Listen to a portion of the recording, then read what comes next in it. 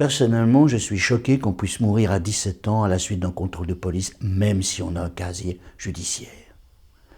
J'ai des gamins de 17 ans à la maison ou au boulot devant moi tous les jours, attention, matériel sensible. Et je suis prêt, moi aussi, à montrer mon émotion, à condition que mon émotion soit sincère. Et comment savoir si une émotion est sincère?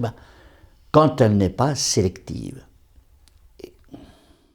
Parce que si t'en as rien à faire quand la victime d'une violence est un policier qui faisait juste son boulot, ta prise de position, elle ne vaut rien.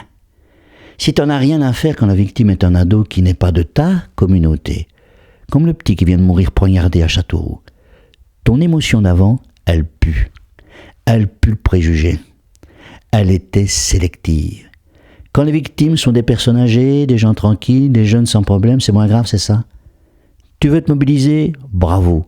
Mais fais-le sans distinction, avec un cœur vrai. C'est très bien de se mobiliser pour une cause qu'on croit juste.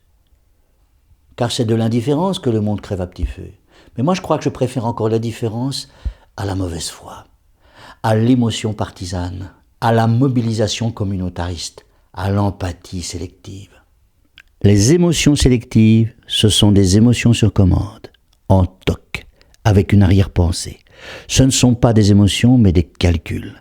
Parce que si tu cries au scandale quand la victime est de ta communauté ou de ton groupe ethnique, et que tu n'en as rien à faire quand, à l'inverse, la victime n'est pas de ta communauté, bien, ton émotion est un préjugé.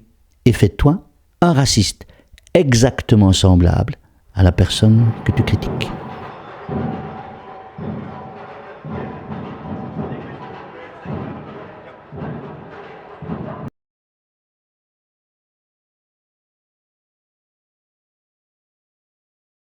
Et cette émotion fait de toi quelqu'un de malhonnête, un peu comme un loup déguisé en mouton.